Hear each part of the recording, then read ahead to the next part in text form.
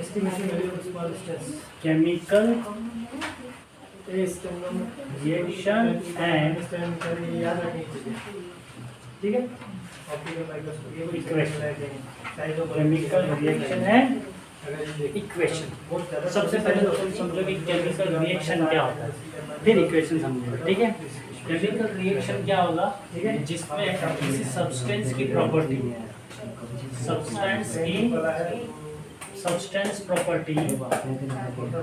Substance property like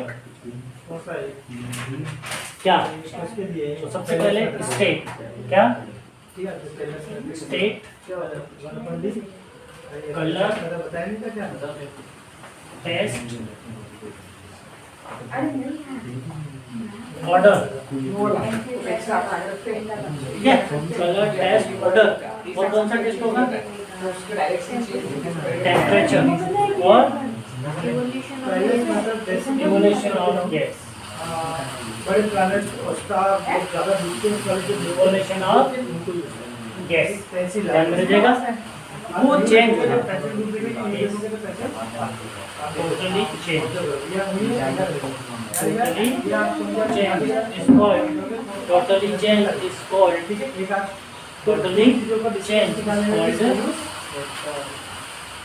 chemical reaction. अब chemical equation क्या होता है, केमिकल फिजिकल चेंज सुना ना, physical chemical change, chemical change सुना है, केमिकल चेंज जो आपने पढ़ा था सिंपल में सी बोल सकते हो आप इसको। ये कैसा होता है, ये वन टाइम चेंज होता है, कैसा होता है, वन टाइम चेंज। कैसा टाइम होता है ये, वन टाइम चेंज, कैसा टाइम होता है, वन टाइम चेंज। इसमें क्या होता है, न्यू प्रोडक्ट्स फॉर्म होते हैं, क्या होता है, न्यू प्रोडक्ट फॉर्म क्या होते हैं, न्यू प्रोडक्ट फॉर्म होता है ना।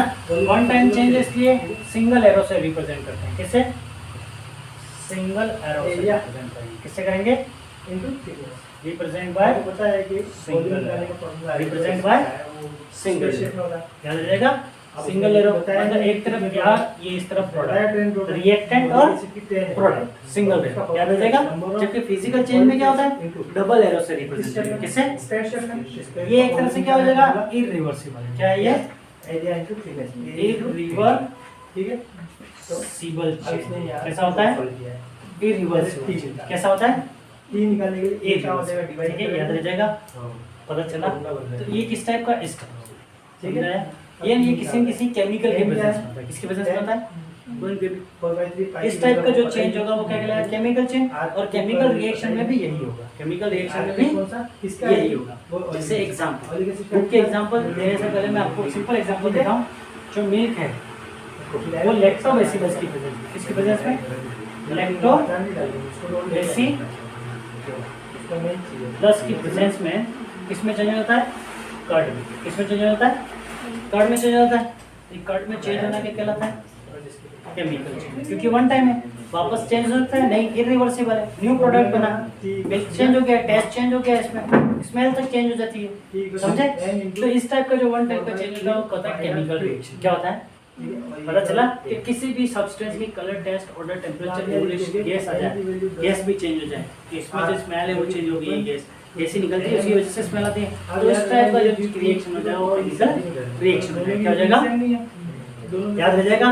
ये सिंपल वे में समझाया मैंने, जैसे आप बहुत सारे एग्जांपल अगर बुक के देखें, हम किसके देखें, एनसीईआरटी बुक, ये कांसेप्ट है, कांसेप्ट समझ के पता चला, ये उतार सकते हो आप, ठीक है, उतार लोगे बात में। अब देखो क्या क्या चेंज होता है, देखो सबसे पहले एग्जांपल में दे रहा हूँ। आपने फर्मेंटेड ग्रेप्स देखे, fermented grapes, digestion, example, digestion of food, digestion of food, food digest होता है किसके थ्रू, मेटाबॉलिज्म, मेटाबॉलिज्म पता है क्या है, मेटाबॉलिज्म क्या है, केमिकल प्रोसेस के थ्रू, वेरियस केमिकल प्रोसेस के थ्रू जो कॉम्प्लेक्स सब्सटेंस है वो कन्वर्ट इनटू सिंपलर सब्सटेंस, किसमें कन्वर्ट हो जाता है ना। तो केमिकल प्रोसेस के थ्रू, केमिकल प्रोसेस के थ्रू दूसरे महीने में 10, तीसरे महीने में complex substance convert into simpler substance is called metabolism. जो हम खाते हैं वो कॉम्प्लेक्स सब्सटेंस होगा, जो कॉम्प्लेक्स सब्सटेंस है वो धीरे धीरे किस में कन्वर्ट हो रहा है, सिंपलर सब्सटेंस में, एकदम स्मॉल मॉलिक्यूल्स, मतलब big molecules dissociate into small molecules is called metabolism. किस में हो रहा है ये, स्टोमा, माउथ से लेकर पूरी एलिमेंट्री कैनाल, यहाँ से माउथ से लेकर यहाँ तक एलिमेंट्री कैनाल कहलाती है. गलत है जो अपने लाइफ प्रोसेस चैप्टर में पढ़ा था, याद है. तो digestion of food through mode. यहाँ पहला एग्जांपल आपको पता है फर्मेंटेड ग्रेप्स, एरिया किसका किस शेप में है, फर्मेंटेड किस शेप में ग्रेप्स, तो उसका फॉर्मूला क्या हो जाएगा, पाई आर क्यू, है ना. आपको पता है. और इसका फ्रूट्स निकालने का फॉर्मूला क्या है, पाई आर क्यू. फ्रूट और ग्रेप्स जो है ना, फ्रूट्स और ग्रेप्स जो होते हैं पक जाते हैं, तो वो कौन सा चीज में आएगा, केमिकल रिएक्शन. किस में आएगा, आर की वैल्यू क्या बताएगा. अब बर्निंग ऑफ पेपर कौन सा, सेंटीमीटर. अब इसको भी किसमें बर्निंग ऑफ पेपर, मीटर में चेंज करें. Burning of paper. आपको पता है सेंटीमीटर. पेपर अगर एक बार बर्न हो गया तो वो किस में कन्वर्ट हो जाता है, पेपर बर्न हुआ तो कन्वर्ट इनटू किस में हो गया, वो ऐश. किस में, मल्टीप्लाई होता है. ऐश कन्वर्ट हो जाता है. तो कभी ऐश वापस पेपर बन सकता है नहीं. जो वन टाइम चेंज है वो वन टाइम चेंज, समझ में आ रहा है. जैसे मिल्क कर्ड में हो गया तो कर्ड वापस मिल्क चेंज हो सकता है नहीं. पेपर एक बार बर्न हो गया, क्लॉथ बर्न हो गया, ये हेयर बर्न हो गए, तो वो वापस सेम पुराने स्टेज में आ सकता है क्या, नहीं, क्योंकि ये रिवर्सिबल चेंज है नहीं. ये इरिवर्सिबल कैसा है, इरिवर्सिबल. पता चला, जो इरिवर्सिबल चेंज हो, जो वन टाइम चेंज हो, जो सिंगल एरो में रिप्रेजेंट होते हो मैक्सिमम टाइम्स, और न्यू प्रोडक्ट फॉर्म होते हो. क्या फॉर्म होते हो, डाइजेशन ऑफ फूड हुआ तो नया प्रोडक्ट बन गया, उसको वापस यूज तो कर नहीं सकते हैं. फर्मेंटेड ग्रेप्स, ग्रेप पक गए, इसके बाद वो वापस कच्चे ग्रेप्स में डाल नहीं सकते हैं, पक गए, इसके बाद खाना पक गया. सीधी बात है, रोटी एक बार बन गई तो वापस वो आटा बन सकता है क्या, गूंद सकते हैं क्या उसको वापस, तो नहीं.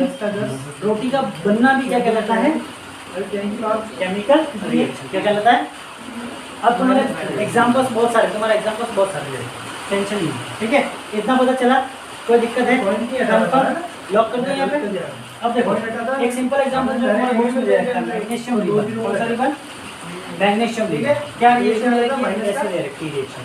मैग्नीशियम जब बर्न होगा तो पॉपअप साउंड के साथ, किसके साथ, पॉपअप साउंड के साथ, तो पॉपअप साउंड के साथ ये बर्न होगा. किसके साथ बर्न होगा, पॉपअप साउंड के साथ बर्न होगा. याद रखिएगा क्या बनेगा, मैग्नीशियम ऑक्साइड. क्या बनेगा, ये क्या है, ये मैग्नीशियम रिबन. क्या है ये, तो नीचे 2 और आ जाएगा.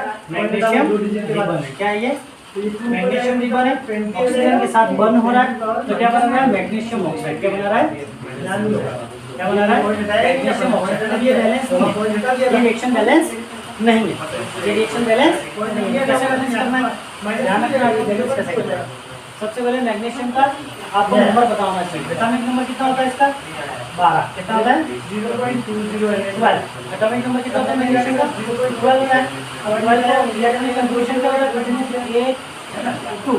क्या होता है, तो यहाँ पर ये क्या है, 282 हो जाएगा.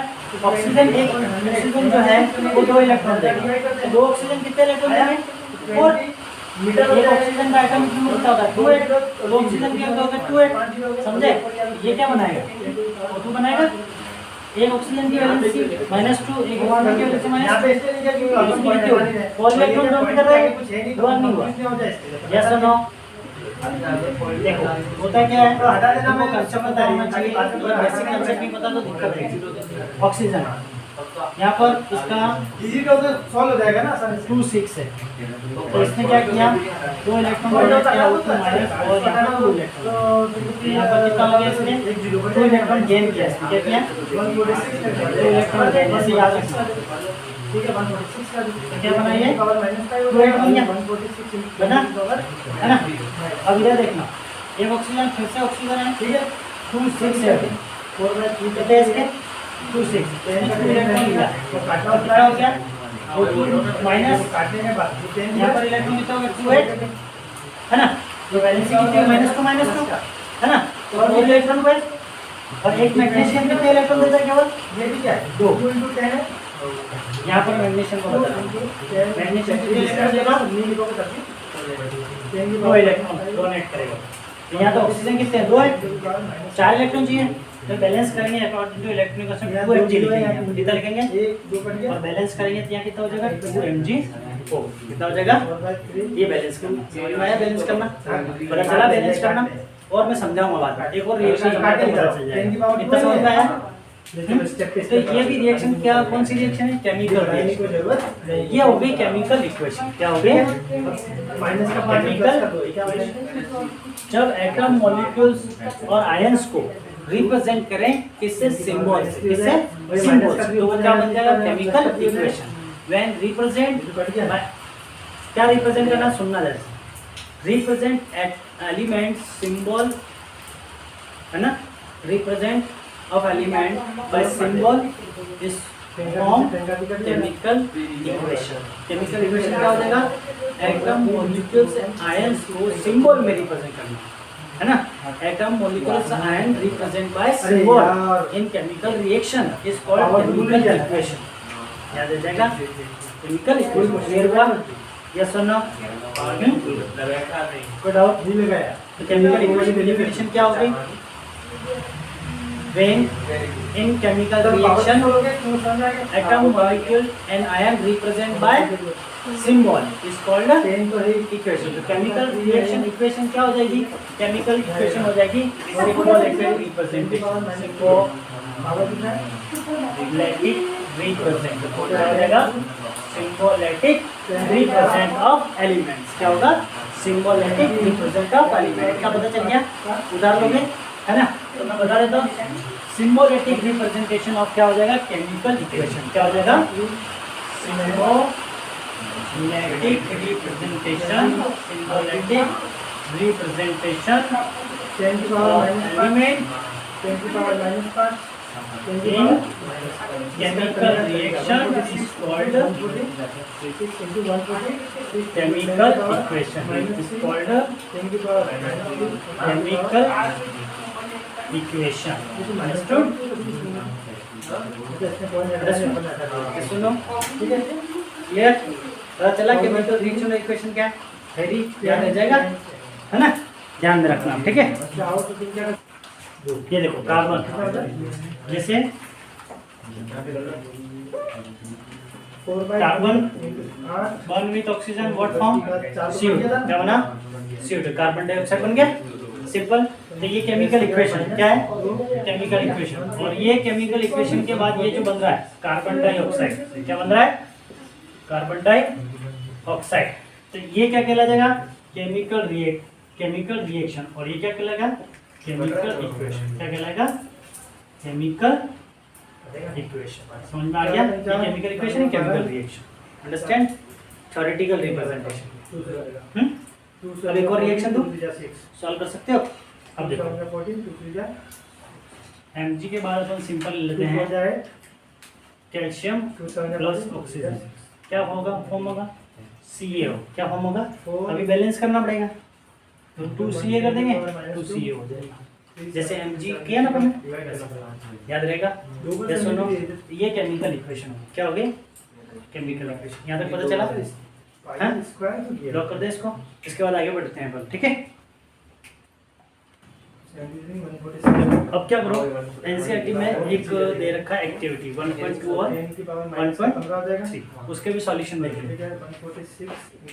सॉल्यूशन ऑफ 10 की पावर माइनस 1.2 एंड 1.3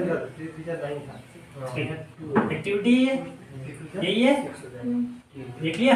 4/3 अब सोल्व यही है ना एक्टिविटी 1.2 और 1.3। देखो 1.2 का क्या है, क्वेश्चन क्या है? 4 जाएगा लेड नाइट्रेट, टेस्ट ट्यूब है, उसमें क्या है? Lead nitrate. लेड नाइट्रेट का फॉर्मूला क्या है? PbNO3 और ट्वाइस 2 फॉर्मूला याद है, ठीक है।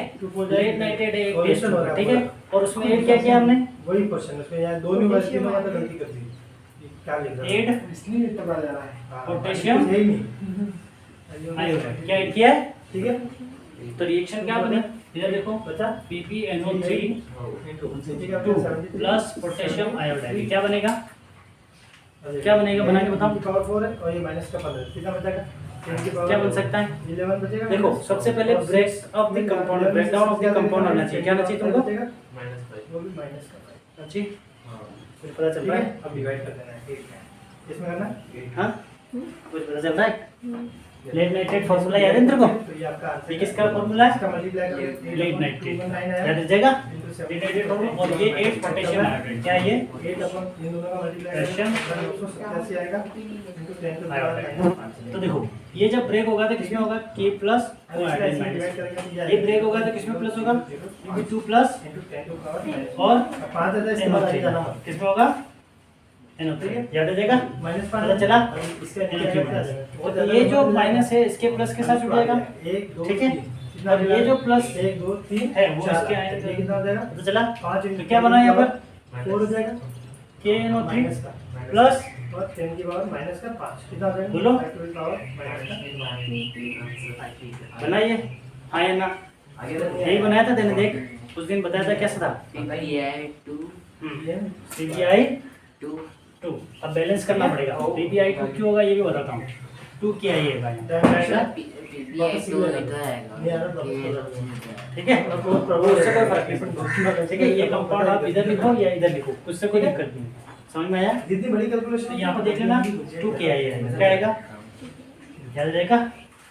पता चला कि नहीं? तो बैलेंस की जगह 2 कहना। अब बैलेंस करना रिएक्शन समझना। अभी देख लो बैलेंस करना मैं समझता हूँ। ठीक है? पता चला? तो देखो बैलेंस करना कैसे है देखना।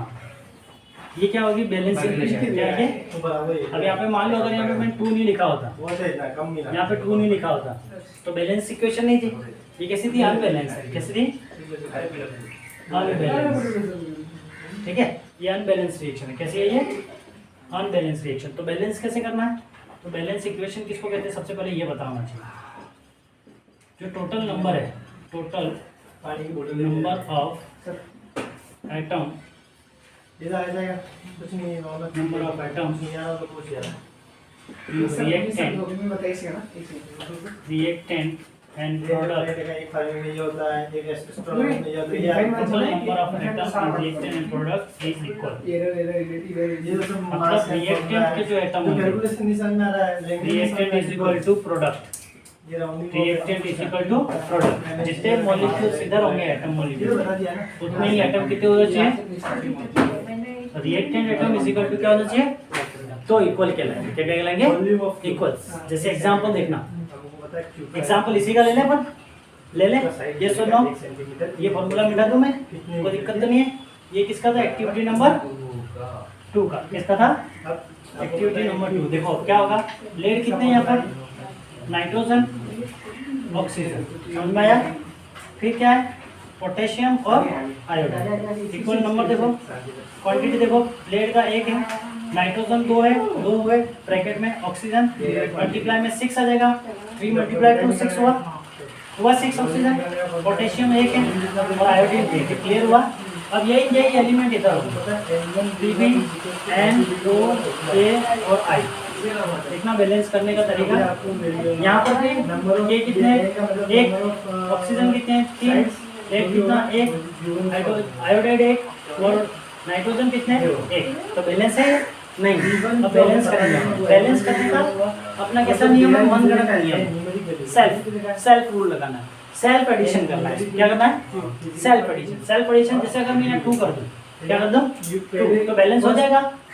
इधर तो बैलेंस हो जाएगा, 2K हो जाएगा। क्या हो जाएगा यहाँ? सेकंड नंबर 2K और आयोडीन भी कितना हो जाएगा? 2। ठीक है? अब इधर देखो मैं, अब इधर नाइट्रोजन 2 है तो मैंने यहाँ 2K कर दिया तो K भी 2 हो गया और नाइट्रोजन भी कितना हो गया? ठीक है 2 और ऑक्सीजन मल्टीप्लाई 6 हो गया बैलेंस। और आयोडीन दूसरे की वैल्यू नहीं पता है PbI 2 हो एक जाएगा क्वेश्चन से दूसरे तो आयोडीन में क्या हो जाएगा? 2। समझे? पता चला? N1 पता पहले चला? N2 बैलेंस करना आया? कोई दिक्कत? पहली यूनिट यस और नो? नहीं आया तो टेंशन नहीं लेना, फिर रिएक्शन बताऊंगा। एग्जांपल की मैं क्या लगा दूंगा? न्यूमेरिक वैल्यू तो इसका झड़ी। बारिश यूनिट हो गया A की वैल्यू से यहाँ पे कितनी हो जाएगी? 2 न्यूमेरिक दे वैल्यू जाएगी। अब देखो lead 1 nitrogen 2 oxygen 6 N2 equals to N1 given 2 N1 given iodine 2 2। आपको पहले समझ में आया? पता है देख लो यहाँ पर 1 सेंटीमीटर समझ में आ गया? हायर से नो क्या है यूनिट रिएक्शन लिख देना लग गया। और V2 हमें ठीक है? दे रखा है अब एक्टिविटी नंबर की वैल्यू 1.3। एक्टिविटी नंबर क्या है? 1.3। क्या है एक्टिविटी नंबर 1.3 बोलो? एक सेंटीमीटर कितनी बार होता है? Zn किसके साथ रिएक्शन कर रहा है? तीन बार है। React with dilute HCl। किसके साथ? Dilute HCl। अब HCl ब्रेक होता है तो H प्लस और Cl माइनस बनाता है। तो ये प्लस है, ये तो प्लस में ही रहेगा, मेटल प्लस में रहता है। मेटल हमेशा पॉजिटिव आयन में रहता है क्योंकि इलेक्ट्रॉन डोनेट करता है। 100 सेंटीमीटर जिंक रिएक्शन कर देगा किसके साथ? Cl के साथ। किसके साथ? क्या बनाएगा ये? ZnCl plus H। अब बैलेंस करना पड़ेगा तो 2HCl 2 मोल ले लेंगे अपन। कितना लेंगे? 2। तो यहाँ पर क्या हो जाएगा? H2 गैस बन जाएगा और ये ZnCl2 हो जाएगा। पता चला? पता चला? Zinc chloride. तो when zinc react with dilute HCl form zinc chloride and H2 gas evolve होगी। क्या होगी? आंसर मीटर टू मीटर याद रहेगा? समझ में आया क्लियर? बताओ कंफर्म। तो when zinc react with hydrogen chloride hydrochloric acid form zinc chloride and hydrogen gas. समझ में आया? ये सुनो। अब देखो बैलेंस करने का तरीका इसका क्या है? अगर मैं यहाँ 2 नहीं लिखता, यहाँ 2 नहीं होता, ये बैलेंस है, ये अनबैलेंस है। क्या ये? अनबैलेंस। क्या ये? अनबैलेंस। क्या है? तो बैलेंस, हाउ टू बैलेंस? तो तुमको पता होना चाहिए कि जिंक मेटल है, क्या है, और HCl क्या है? प्लस और Cl माइनस। अब हमको पता है कि जब मेटल है एसिड से रिएक्शन करेगा तो क्या बनेगा? Salt and water. क्या बनेगा? मेटल अगर रिएक्ट करेगा एसिड से तो क्या बनेगा? Salt plus water, salt plus hydrogen gas. क्या बनेगा? Hydrogen gas. क्या बनेगा? Hydrogen gas. तो तुमको पता होगा। ये सुनो, कंफर्म क्लियर हुआ?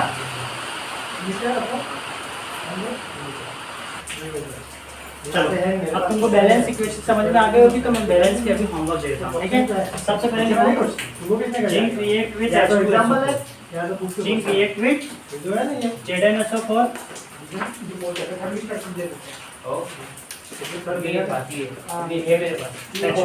ठीक है? दिख रहा है?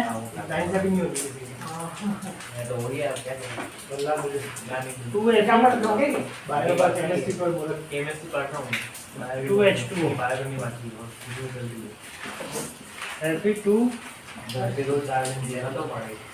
और 3 डॉट H2O। ठीक है? बैलेंस कर देना। ठीक है? फिर 2HNO3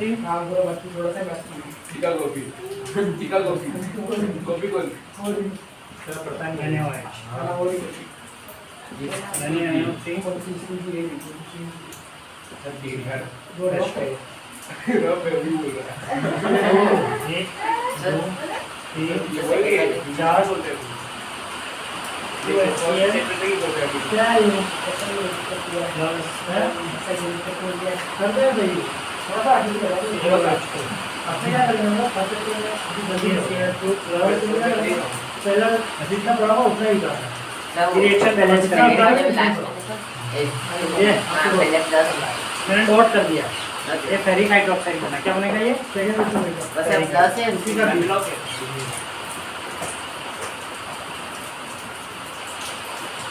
प्लस कर दो।